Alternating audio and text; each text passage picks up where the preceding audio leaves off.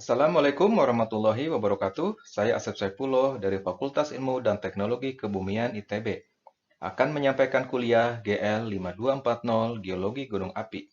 Topik 6, Identifikasi stratigrafi gunung api secara lateral dan vertikal. Segmen 2, Prinsip SAR. Sistem penginderaan jauh berdasarkan penggunaan jenis sensornya bisa terbagi dua, yaitu sistem optis dan non-optis.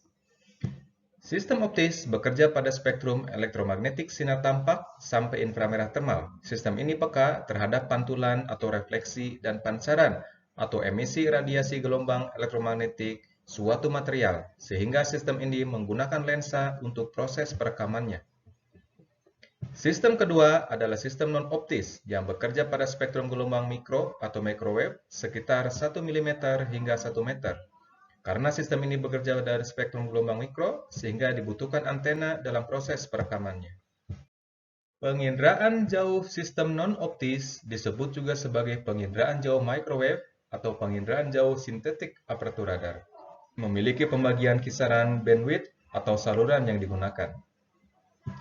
Saluran yang umum digunakan pada penginderaan jauh non-optis terdiri dari KA band, KU band, X band, C band, S-band, L-band, dan P-band.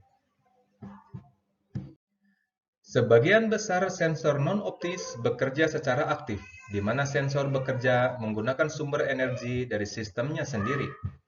Sensor non-optis aktif yang akan dibahas dalam topik-topik berikutnya adalah radar atau Radio Detection and Ranging, seperti diuraikan dalam slide sebelumnya. Sistem yang bekerja secara aktif seperti radar, tetapi menggunakan sensor optis adalah LIDAR atau Light Detection and Ranging.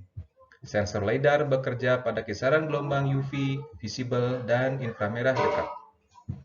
Sistem aktif lainnya dengan menggunakan gelombang suara disebut sebagai sonar atau Sound Navigation and Ranging. Karena suara memerlukan media rambat seperti air, sehingga sensor ini umumnya dibawa oleh kapal laut untuk mendeteksi target-target di bawah permukaan air. Radar secara umum terbagi menjadi dua, yaitu non-pencitraan dan pencitraan.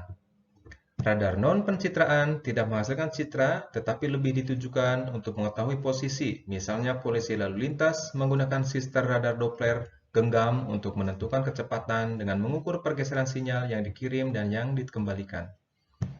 Radar Plane Position Indicator menggunakan antena berputar untuk mendeteksi target pada area melingkar.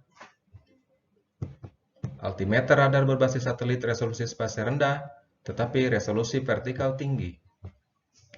Radar pencitraan biasanya memiliki spasial resolusi tinggi yang terdiri dari paket sistem seperti transmitter, receiver, satu atau lebih antena GPS, dan komputer.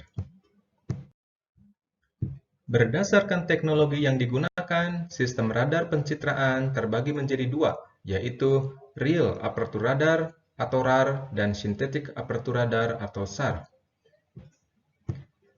Aperture memiliki makna antena, sehingga dalam real aperture radar, sistem menggunakan fisik antena dengan panjang sebenarnya, misalnya antena dengan panjang 1-15 meter. Sedangkan dalam synthetic aperture radar atau SAR tidak menggunakan antena secara fisik, tetapi secara elektronik, sehingga kemampuan sensor radar dengan panjang antena 15 km bisa ekivalen dengan panjang antena sintetis 11 meter saja. Sistem ini banyak digunakan saat ini baik dengan wahana satelit maupun pesawat.